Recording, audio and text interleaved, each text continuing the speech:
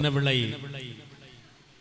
பெருந்தலைவர் காமராஜர் நற்பணி மன்றத்தினுடைய 25வது ஆண்டு விழா வெள்ளி விழா நிகழ்வு மிகச் சிறப்பாக ஏற்பாடு செய்து நடாத்தி கொண்டிருக்கக்கூடிய அதனுடைய நிர்வாக கமிட்டியை சார்ந்த பெருமக்கள், தலைவர் அருமை சகோதரர் திரு வர்கீஸ் அவர்கள், அவர்களோடு இணைந்து துணைத் தலைவராக பணியாற்றி கொண்டிருக்கக்கூடிய அருமை சகோதரர் டி சந்திரன் அவர்கள், செயலாளர் அருமை சகோதரர் டி கதிரவன், பொருளாளர் ஏ முருகன், துணை செயலாளர் சி சேகர் மற்றும் கௌரவ ஆலோசகர்கள், செயற்குழு உறுப்பினர்கள், மன்ற உறுப்பினர்கள், குறிப்பாக மகளிர் அமைப்பை சார்ந்த பெருமக்கள், ஊர் பெரியவர்கள், தாய்மார்கள், அன்பு மாணவ கண்மணிகள், குறிப்பாக இந்த நிகழ்விலே நாங்கள் கலந்து கொள்வதற்காக எங்களை தொலைபேசியிலே தொடர்பு கொண்ட எங்களுடைய அருமை சகோதரர், இந்த மன்றத்தினுடைய செயலாளர் அருமை சகோதரர் கதிரவன் உள்ளிட்ட அத்தனை பெருமக்களுக்கும் எங்கள் குழுவின் சார்பிலே முதற்கண் அன்பு கலந்த வணக்கத்தினை தெரிவித்துக் கொள்ளுகின்றோம்.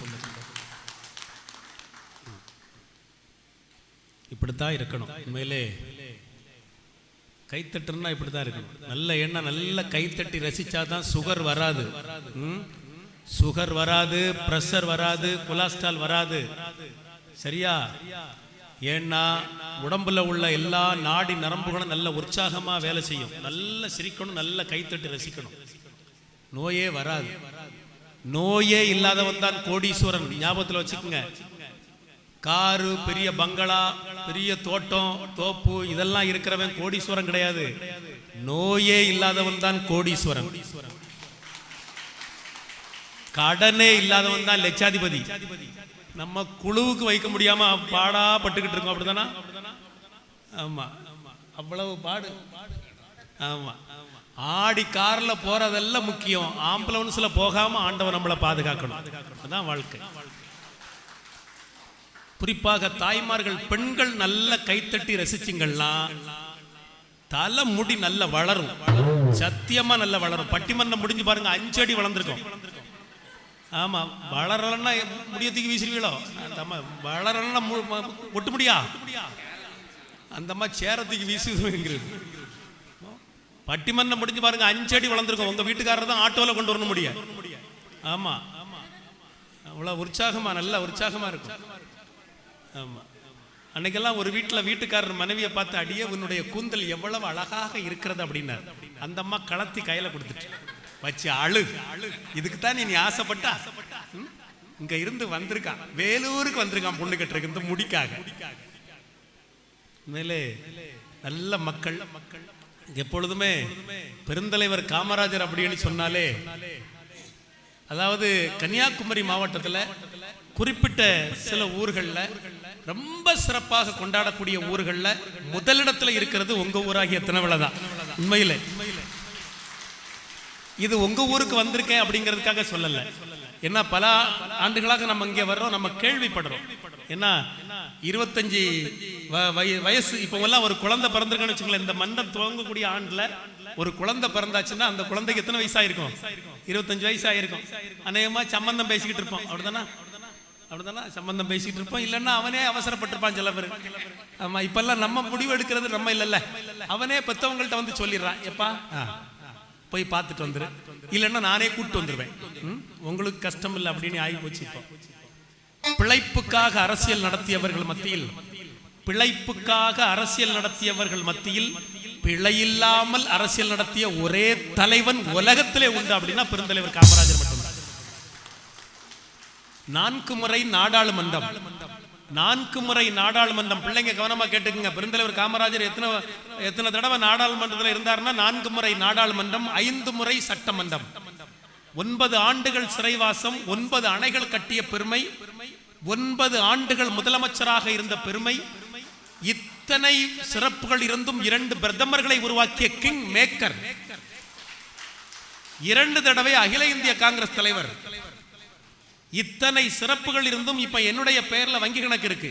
கிட்டத்தட்ட நம்ம எல்லாருடைய பெயர்லயும் வங்கி கணக்கு இருக்கும். அப்படிதானே ஐயா? ஆனால் 9 ஆண்டுகள் முதலமைச்சராக இருந்தும் கூட தன்னுடைய பெயரில் வங்கி கணக்கு கூட தொடங்காத ஒரே தலைவன் உலகத்திலே உண்டு அப்படின்னா பெருந்தலைவர் காமராஜர் மட்டும். அவருக்கு பேர்ல அக்கௌண்ட் கிடையாது. அவங்க அம்மாவுக்கு எப்படி பணம் அனுப்பினார் அப்படின்னு சொன்னா, அந்த காலத்துல தமிழ்நாடு காங்கிரஸ் கமிட்டி ஒரு அக்கௌண்ட் தான், அது மூலமா தான் கொஞ்ச நாள் ஐயா அப்படி அனுப்பிட்டு இருந்தார். எல்லோருக்கும் ஆறாத சோறும் கிளியாத ஆடையும் ஒழுகாத வீடும் தரமான கல்வியும் கிடைக்க வேண்டும் என்பதற்காக இந்த நாட்டினுடைய மூலை முடுக்குகளிலும் என்னுடைய இரு கைகளையும் ஏந்தி பிச்சை கேட்பதற்கு கூட தயாராக இருக்கிறேன் அப்படின்னு சொன்ன ஒரே தலைவரும் பெருந்தலைவர் காமராஜர் மட்டும்தான். அவரை மாதிரிலாம் வாழ முடியாது. அதாவது உங்களுக்கு தெரியும், இப்பெல்லாம் வட்டம், சதுரம், முக்கோணம், செவ்வகம் எல்லாம் இருக்கு இல்லையா, பதவிகள் இருக்கும் இல்லையா. இதுல ஒரு ஆள் வர்றாரு, ஒரு கார்ல வர்றாருனாலே பின்னாடி 40 கார் வரும், அப்படிதானா? அன்னைக்கு அப்படி இல்லை. ஐயா கார் வர்றாரு அப்படின்னு சொன்னா அவரே பின்னாடியே சங்கூதிக்கிட்டு எவனும் வரக்கூடாது அப்படின்றாரு. சங்கூதிக்கிட்டு எவனும் வந்துடக்கூடாது, சரியா? அவர் முதலமைச்சராக இருக்கக்கூடிய நேரத்தில் ஒரு குற்றவாளி ஜெயில இருந்து தப்பிட்டான். உடனே காவல்துறை நண்பர்கள் எல்லாம் என்ன பண்ணாங்கன்னா, ஆங்காங்கே டென்ட் போட்டு இந்த சோதனை சாவடிகள்லாம் வச்சிருப்பாங்க இல்லையா, அங்கங்கே வர்ற வாகனங்களை எல்லாம் நிப்பாட்டி சோதனை போட்டுக்கிட்டு இருக்காங்க. அப்போ திடீர்னு ஒரு கருப்பு நிற கார் போகுது. காரை பார்த்த உடனே காவல்துறை நண்பர் நிப்பாட்ட, நின்னு எங்க போறீங்க அப்படின்னுங்கிறார். அந்த டிரைவர் பயந்து போய், என்னடா நம்ம காரை நிப்பாட்டுறான்னா, உள்ள யார் இருக்கானா, பெருந்தலைவர் காமராஜருடைய கார், ஞாபகத்தில் வச்சுங்க, அவர் தான் முதலமைச்சர். இப்பன்னா அவனுக்கு தலை பேரும், அது வேற. தலை பேருங்கிறதுல நிப்பாட்டே முடியாது, அது வேற. அப்போ எங்க போறீங்க, யார் காருக்குள்ள யார் இருக்கா அப்படின்னு பார்த்தா ஐயா அப்படியே முகத்தை காட்டுறாரு. அந்த காவல்துறை நண்பர் பயந்துட்டார். இனி நம்ம வேலை போயிரும், சரிதானா? வேலை போயிரும், நம்ம கதை முடிஞ்சு குடும்பமே தெருவுக்கு வந்துடும் அப்படின்னு பயந்துகிட்டு இருக்க இடத்துல ஐயா கேட்கிறாரு, உன் பேர் என்ன, உங்க பேர் என்ன, எந்த ஸ்டேஷன், உங்களுடைய கோடு நம்பர் என்ன? இதை கேட்ட உடனே இன்னும் பயமாயிடுச்சு. கூட வேலை பார்த்தவங்க எல்லாம் என்ன பண்ணாங்களா அப்படின்னா, என்னப்பா முதலமைச்சருடைய காரை நிப்பாட்டி நீ சோதனை போட்டியே, இனி உன்னுடைய குடும்ப தெருவுக்கு வந்துருமப்பா, உன் வேலை போயிருமே அப்படின்னு சொல்லி பயப்படுத்திக்கிட்டே இருந்திருக்காங்க. நண்பர்களே, எழுதி வைத்துக் கொள்ளுங்கள், உலகத்துல இப்படி ஒரு நிகழ்ச்சி நடந்திருக்காது. ஒவ்வொரு வருடமும் காவல்துறையிலே சிறப்பாக பணியாற்றியவர்களுக்காக ஒரு விருது கொடுக்கிறதுக்காக ஒரு பட்டியல் தயார் பண்ணுவாங்க, வருஷம் தயார் பண்ணுவாங்க. அந்த ஆண்டு அந்த பட்டியலில் இருந்த முதல் பெயர் யாருடைய பெயர் என்று சொன்னால், எந்த ஒரு காவல்துறை அதிகாரி முதலமைச்சருடைய காரை நிப்பாட்டி சோதனை போட்டாரோ அவருடைய பெயர் முதலில் இருந்திருக்கு அப்படின்னா இவர்தான் தலைவர். நம்ம பிள்ளைங்கள் எல்லாம் பெருந்தலைவர் காமராஜர் மாதிரி வாழணும் அப்படின்லாம் இல்லை, அவர் போட்டு கொடுத்திருக்காரு ஒரு பாதை, அதே மாதிரி போயிட்டா போதும். அவர் சில செய்திகளை சொல்லி கொடுத்திருக்காரு, அப்படி போயிட்டா போதும், ஒன்றும் இல்லை, ஒரு கஷ்டம் இல்லை. ஒரு தகவல் சொல்லிட்டு நான் வேற நிகழ்ச்சிக்கு வந்துடுறேன். ஒரு காலத்துல ஞாபகத்துல வச்சுக்கோங்க, ஈவாரா பெரியார் இருக்கார் இல்லையா, ராமசாமி, அவர் கூட நின்று ஒரு போட்டோ எடுக்கணும் அப்படின்னா, பிள்ளைங்க தெரிஞ்சுக்கங்க, ஒரு போட்டோ எடுக்கணும்னா 2 ரூபா கொடுக்கணும். அந்த காலத்துல 2 ரூபானா எவ்வளவு தெரியும் இல்லையா? அந்த காலத்துல அவர் கூட நின்று ஒரு போட்டோ எடுக்கணும் அப்படின்னா 2 ரூபா கொடுக்கணும். அவர் ஒரு குழந்தைக்கு பேர் வைக்கணும் அப்படின்னா 1 ரூபா கொடுக்கணும். பாருங்க எப்படி வளர்த்திருக்காங்க, பாருங்க அமைப்புகளை, இயக்கங்களை எப்படி வளர்த்திருக்காங்க பாருங்க. அந்த காலத்துல பேர் வைக்கிறதுக்கு 1 ரூபா, கூட போட்டோ எடுக்கிறதுக்கு 2 ரூபா. இப்ப நம்ம செல்ஃபி எடுத்துட்டு போயிடுறோம். அப்போ சென்னையில அவருடைய பிறந்த நாள் விழா நடக்குது. ஒரு தொண்டன் தன்னுடைய குழந்தையை எடுத்துட்டு போய் 1 ரூபாயை கையில கொடுத்துட்டு, ஐயா என் பிள்ளைக்கு ஒரு பேர் வைக்கணும் அப்படின்னு சொன்னாராம் பெரியார்ட்ட. அவர் உடனே சொன்னாராம், தம்பி நல்ல பேரா வைக்கணும் அப்படின்னா இன்னும் ஒரு 1 ரூபா கொடு அப்படின்னாராம். அவன் 2 ரூபாயை கொடுத்துருக்கான். கொடுத்த உடனே வாங்கிட்டு என்ன பேர் வச்சாராம் தெரியுமா? காமராஜர் அப்படின்னு வச்சாராம். இதான் சிறப்பு. என்ன ஒண்ணு தெரிஞ்சுக்குங்க, பெருந்தலைவர் காமராஜருக்கும் பெரியாருக்கும் ஒத்து போகாது. 2 கட்சி வேற, 2 அமைப்பு வேற, 2 கொள்கையும் வேற.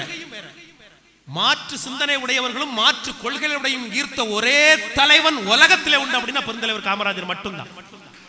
எல்லாம் பிள்ளைங்களுக்கு சொல்லிக் கொடுக்கணும். அந்த அவருடைய பேர்ல மிகச்சிறப்பாக வெள்ளி விழா கொண்டாடுறீங்க. இப்போ வெள்ளி விழா, அடுத்து பவள விழா, அப்புறமா 100ஆண்டு விழா. அப்பமா எங்களை பட்டிமன்றத்துக்கு கூடணும், மறக்காம கூடணும். அப்பமா நீங்களா ஐயோ அப்படின்லாம் நினைக்க கூடாது. 100ஆண்டு விழாக்கள் எல்லாம் கண்டு இன்னும் நிறைய சேவைகள் அவர் நினைச்சது மாதிரி, அவர் விரும்புறது மாதிரி. அவர் சாப்பிட்டதே ரேஸ் அரிசி தாங்க, ரேஸ் அரிசி தான். முதலமைச்சர் சாப்பிட்டது ரேஸ் அரிசி தான். ஐயா வாடையா இருக்கு அப்படின்னு சொன்னாராம். வைக்க முடியல ஐயா, வாடையா இருக்கு அப்படின்னாரா அவருடைய உதவியாளர் வைரவன். ரேஸ் அரிசியில வாடை வராம இருக்குன்னு ஒரு டிப்ஸ் சொல்றேன், கேட்டுக்கோ. ஐயா சொல்லி கொடுத்தது, நீங்க எல்லாம் கேட்டுக்கங்கம்மா. ஆமா, அவரு சொன்னாராம், ஒண்ணு பண்ணு, 2 நேரம் நல்ல வெந்நீல கழுவிரு, அரிசியை 2 நேரம் நல்ல வெந்நீல கழுவிட்டு உள்ள போட்டுட்டு கொஞ்சம் போல நல்லெண்ணெய் விட்டுரு, எந்த வாடையும் வராது. இப்படி ரேசரிசியா காலம் முழுக்க சாப்பிட்டுக்கிட்டு இருந்த முதலமைச்சர் தான் பெருந்தலைவர் காமராஜர். இப்படி எல்லாம் வாழ முடியுமா நினைச்சு பாருங்க. ஒரு மனுஷன் வாழ்ந்திருக்கிறார். இன்னொன்னு, அவர் வாழ்ந்த நாட்டுல, அவர் முதலமைச்சராக இருந்த இந்த நாட்டுல நாம பிறந்திருக்கிறதே நம்ம புண்ணியம் செய்திருக்கோம்னு அர்த்தம். அதனால இனி ஒருத்தர் வர்றாரா அவரே மாதிரி வாழ முடியுமாங்கிறதெல்லாம் டசன்ட் மேட்டர். அது ரொம்ப கஷ்டம்.